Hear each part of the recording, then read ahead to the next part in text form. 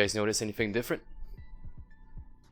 That's right, we got a new intro, which means a new video format once again. Wow, when is this boy going to stop changing his video format? We don't know yet. Hopefully this one is a good one. Okay, today we're taking a look at how to balance a game. We're thinking about a mobile game here, like a small game, because most of the time when we make games, and it's true for me as well, when I started making games on mobile, I don't balance them so much, and there's no real progress through the difficulty of the game, which kind of sucks a lot. If you played that, the retention is super low because the game is always at the same pace. So this image we see here, in the middle of the spreadsheet, this is what we're always trying to look for when we're making a game. In fact, if I go on Google and I type in game difficulty curve and go under image, that's kind of what we see all the time. I guess you could go for something that's really more exponential, but hey, that's what we're trying to achieve today. So before we jump into that, let's look at some news and stuff. We're starting off this week with Udemy. Udemy, of course, the online learning platform.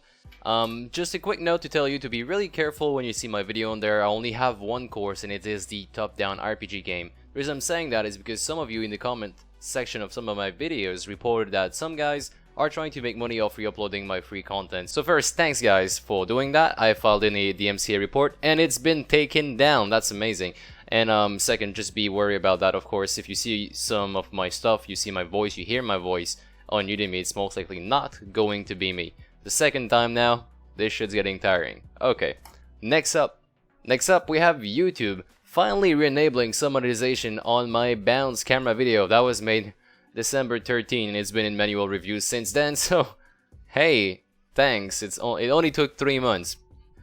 This one's quite funny because I got actually filed a copyright notice because my voice kind of sound like a violin track, so I'm kind of worried about where this is going, but at the same time I'll take that as a compliment. Next, this time we're headed on Discord, so we have all the submission over here in the announcement tab for all the people that actually worked on the game, for let them there and publish it. And also send us a link. So here they are. I liked all of them. The one I'm gonna say is my favorite is the one from Nuffly, simply because he has a leaderboard. That thing was so cool, I wanted to share with you guys this thing. So you play the game, right? And just after that, your score goes on his website. And here's mine. By the way, I ran out of ammo. That's why I couldn't make more score, but hey, that's how it is. Alright, so that sums it up. Let's go and balance our game. Alright, so first thing first, there is many ways to balance a game. There is many designers out there that have different ways of balancing game. What I'm doing here today, I'm just showing you my technique. It's a very fast technique. It's based on logic, maths, and that's actually what I'm showing you today. Of course, there is other way. They could be better, they could be worse. It's really up to you to decide.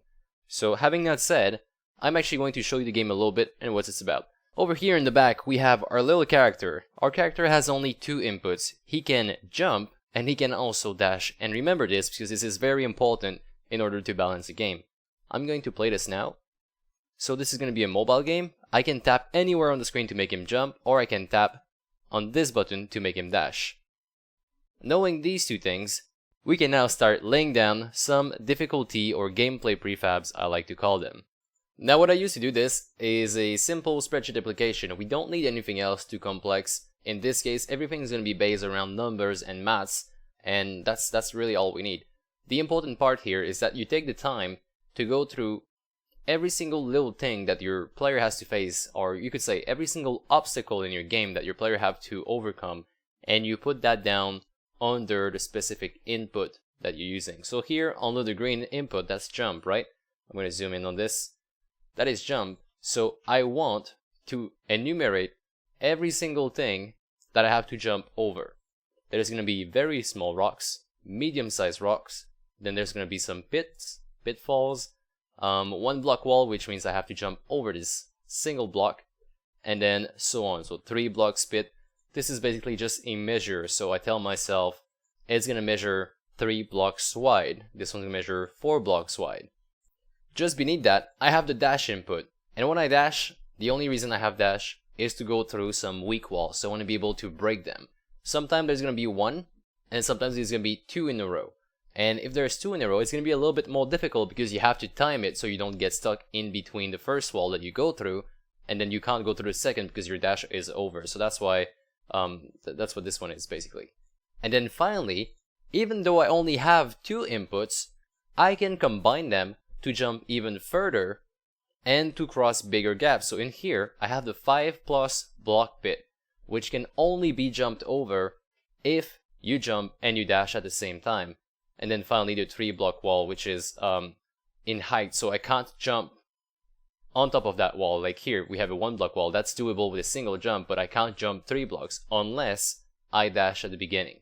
Alright, before I jump into difficulty, let's have a look at those obstacles in the game so you have a little bit more idea of what's going on. Right now, there's only art in the level 0. So that's the one we played. Very simple, very short. If we head over to the other one, this is my collision mesh that I'll be using. So of course, a little bit more empty. This one's actually quite boring. Let's head over to maybe that one.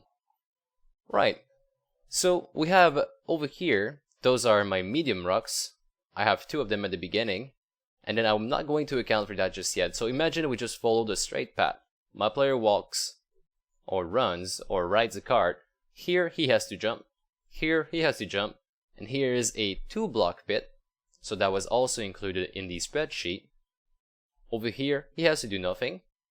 And there is a 1 block wall, also an obstacle included in my spreadsheet. I think this is a medium rock, and these are actually small.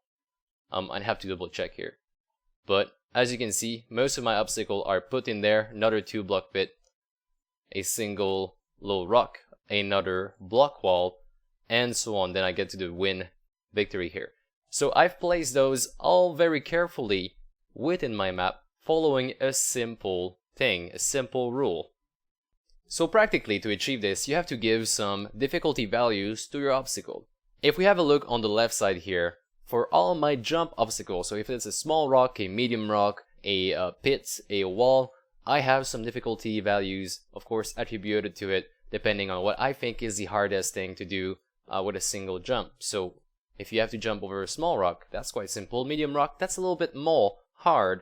A 2 block bit is actually, in my game, is actually more of a problem than a simple rock, because just a specific mechanic for my game. If I hit a rock, I can recover, but if I fall down a pit, I can't recover. So this is something, again, specific to my my game, but it makes it so it's harder. So this is more risky, and if you fail, you're gonna be penalized more. Then block wall, same thing, you can't recover because jumping a small rock is as easy as jumping a 1 block wall. However, this one you cannot recover from, and this one you can. So that's why it has a bigger difficulty value. If you wanted to be very, very specific, if you wanted to have some really accurate value, you would hand this out to other players and see where they fail and how often they fail on these very specific obstacles, so you could rate them and give them difficulty. And that's it for jumping, right? But there's also dashing and jump dash. Now, dashing starts off a little bit harder because you only have that little square at the bottom right of the screen that you have to touch to dash, instead of being able to tap anywhere on the screen. So it's something you have to consider as well. It's easy to press anywhere on the screen. It might not be as easy to just press on the dash button. So that, right off the get-go, you're going to start a little bit harder difficulty. So I'm starting with 2 here. If it's a 2 block weak wall, you have to add a timing element to it. You have to be a little bit more close in your timing. So I multiplied that by 2 to have number 4 in difficulty. And finally, the jump dash. It's not an action that is easy to do off the get-go. You have to press both buttons, very specific timing. So that started off with a very strong 6. And I go even to that point here where if there's 3 block walls stacked, it's a 10 because you have to jump super high. And for that, again, you need to have like almost pixel perfect frame to achieve this very specific one. So they all got rated by difficulty according to what I think was the most difficult. Okay, so once we have a difficulty for every single obstacle in your game, we can now start with step 2, which is to create your progression curve. And I like to call it the minimum difficulty curve, or the path of least resistance curve, because it's going to be the path that is the easiest. You're not going to go for extra collectible, you're not going to try and achieve this, get this achievement or anything like that. You're just going to go for the easiest way to run through your game, and that would be our progression curve. So this is what we want to have, right? We want to have this curve over there. Alright, so how do we create that curve? We start by splitting our game in different zones, in different scene, different world, depending on how your game is. If it's a open world, then you're just gonna put your zone you're in, like your starting zone, put a difficulty on it, right? Put a certain minimum difficulty on it. Then where you think your player is gonna go next, put a difficulty on that, and so on. So I have a simple game that goes from world 1 to 2 to world 3, and so on. So here it is, right? Actually, it's a little bit different. It's more like Super Mario. So world 1 has 5 sub-level, then world 2 has 5 sub-level. And here they are nominated. So just assume that this is my game over here in order. You don't have to think about the world, that's only in my case. Now what I have to do is give a minimum value, minimum difficulty values to these level. And of course it has to be increasing, and sometime you make it drop. So you hype up the player, make it work really hard, and then you achieve the boss battle, and then you make him drop again, go back on a more safe feeling, more rest feeling, and then you build that up again for a second boss fight, and so on. So we're trying to achieve something just like this image on the screen, and let's actually have a look. With these values I put in, I actually put them earlier today, and my data is actually going to be the minimum difficulty, and that's it. So here it is, we're gonna put that on a decent graph. And it does make sense, so it does look like a proper difficulty curve for a game. Now we have to implement it. And you probably already guessed, we have to take elements from the obstacle and put them in the appropriate scene to get the minimum difficulty. However, just doing that is a little bit stupid. Let me explain why. So at the very first scene, we need to have a minimum difficulty of 3. So what we could do is go here, say, okay, let's go ahead and start with a 3-block pit. That would be odd. That would be doable, but odd, right? But say we move on, we go over here to 5, right? Minimum difficulty 5, which is the second level in the game. And we actually don't have... Imagine it's 6. So imagine this is 6. On the second level of the game, we could actually give a jump dash obstacle to our player. That's way too hard. He's not ready for that. He's gonna give up. That's too much. How do you say that? That's too much friction right off the get-go. It's too complicated right off the get-go. The player has not learned how to do a jump dash just yet. He has not learned that. He has not seen that anywhere else. And if we introduce that to him at the very beginning, that's going to be too much. So that's where you actually put everything down in order in another sheet called progression in this case. It doesn't have to be called progression. And here again, I've listed all my scenes from left to right, so those are all my scenes, index 0 to 15, or actually 0 to 14, which gives me a total of 15, and I've also split them by world over here.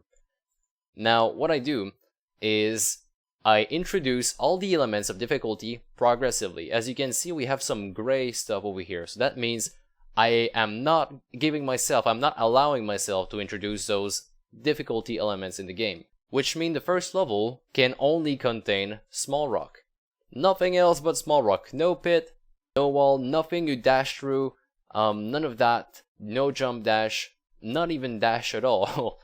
And all I can actually send in the way of my player are small rocks. So at this point, I make sure he only learns one thing. I make sure that he learns how to jump over small rocks. And then in the second scene, I introduce medium rock, which he should be able to recognize that, right? That's going to be familiar enough. It's going to be a little bit harder, but it's going to be familiar, so he picks it up like automatically, like it's natural. And then we introduce a 2-block pit, which again should be familiar.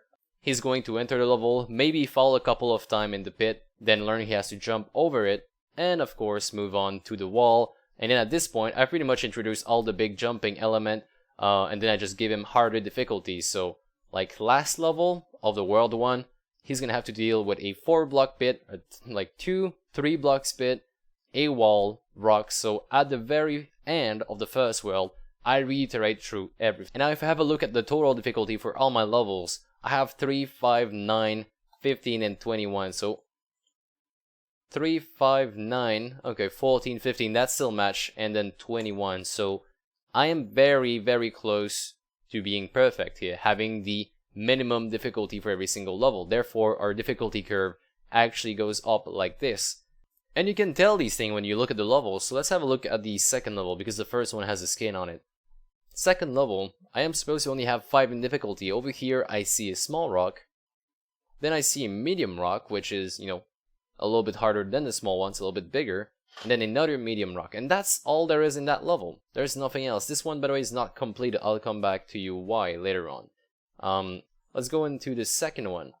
Second one, you can tell it's already beginning to be a little bit more difficult. We introduce right off the get-go, before anything else, don't mind this by the way, but before anything else, we introduce a 2-block pit. So the player, as soon as he enters this level, he's gonna see the pit, and then he might fall. And if he just make the click over there, like if he had to fall to make that understanding that he has to jump over it, he did it at the beginning of your game. So we're not pissing off anyone. It's as hard now as it's gonna be in the future. However, we made him experiment with this new obstacle right off the get-go. So when he starts over again, he might jump here, and then he's gonna have to jump over it again. So that's a way to just make sure he really understood. Then finally we have a medium rock, another 2-block pit, and a small rock, and that completes the level for the path of least resistance. Really important, and I actually say that because you keep seeing those platforms over here, you wonder what it is, right?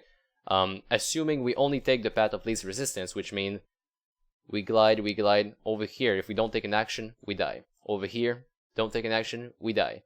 Over here, no action, we die. We don't have to jump on that. We don't have to follow these platform up. We don't have to do any of that in the path of least resistance. Okay, next up, same thing. The level gets a little bit longer. There's more element to it. And you just keep on going. Then finally, that's like the final boss of this, where you have some 3-block pit. You have 2 of them. You have a very big pit over here. Again, this is all at the peak of the world 1. And then on the world 2, the very beginning, we're going to slow that down again and then pick it up even faster after that. And that's it, guys. So you gotta make sure you have a path of least resistance for everything. You're going to go over here, introduce the element very, very slowly. You could do one by one, you could do a batch. As you can tell over here, I don't have any dash element, like none of that is actually dash element. The dash element starts in world 2, which could lead to me using the end of the world as some kind of way to transition into dash. I don't need dash at the beginning. I don't even have to teach a player how to use it. It might be there, or it could also not be there. It could be something that you unlock in the world 2, creating a, giving a new element to your whole world 2. Which could also at the same time give some replay value to your first world. So if you don't have dash, and then starting in the world 2 you have dash, you could go back and play world 1 with dash. So that could give it a nice element to the game as well. So I'm introducing this element very slowly, and finally in the world 3, in order to progress through the game, in order to pass the levels, you're going to have to learn about the jump and dash technique, which is kind of hard to execute. But we're going to force it on the player to learn it at that point, else he cannot complete the levels, which is why now here everything is unlocked and you can just pull all the cards you have in your hand and throw that at the players. So you have a better difficulty curve and they can test out everything they learned throughout your game. Your game is just like a big exam, right? You teach them about the small rock, teach them about the medium rock, teach them about every obstacle, and at the end, you give them the final test. So you test them on your game, right? If they learned everything, if they learn how to overcome every obstacle, then they complete the game. That was almost poetic. Alright, so now we've seen how difficulty curve works, but that's not all. If you saw my level, there's a little bit of twist to it. You can see over here, this is my level, my last level, so the boss level of World 1. There is those floating platform, which actually is something you can get on in the game. So here they are, one here, one there.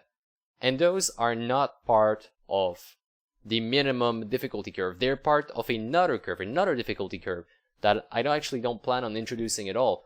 But the level has to give some extra challenge for the people that want to go an extra mile.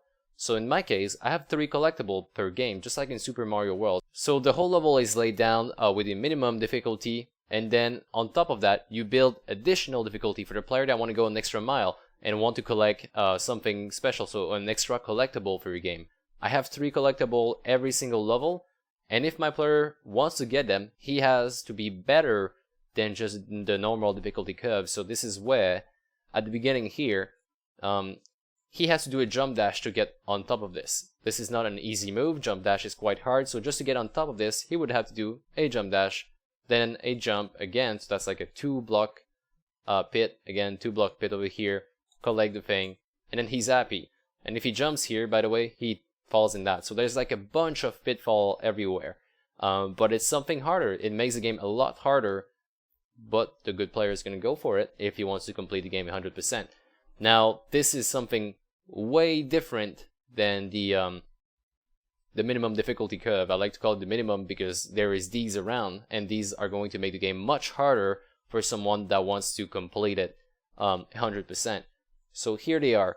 I really recommend that you do put these on, because if you just have a very, very linear curve, you're going to attract players that kind of want it easy, but you're not going to get the people that want to push that a little bit further and show that they are better than everyone else. So you put that in there. That's something else to consider while you're making a level, but of course the base is to lay that down with the minimum difficulty curve in mind, because that is really what drives the actual difficulty of your game and the learning curve of your game as well. And what I mean by difficulty curve over here is that according to my chart, at this point in the game, World 1, even though it's the final level of World 1, my player still doesn't know about dashing because we haven't introduced any obstacle that require him to dash through. Maybe he doesn't know about dashing, but if he wants to go and get this object, he needs to do a jump dash. So that's a dash that he doesn't know about, and that's timing both of them together, which obviously he should not know about at this point. But some might, and those people will be able to show it off by getting those collectible or replaying the game after learning these things. And that's it. That's all I have to add on this topic. I know we haven't done any practical example, but if I was to do one right now, it would be quite simple, right? I would be on the first scene of World 2, and I would need a difficulty of, say, 10. So I'd have to go around here and choose. So what do I put in here? I actually want to put a 1 weak wall, so I can actually tell the player how dashing works. We can introduce that to him, make it a tutorial, make it the first element in the scene. The first thing they see in World 2 is a wall that they have to dash through.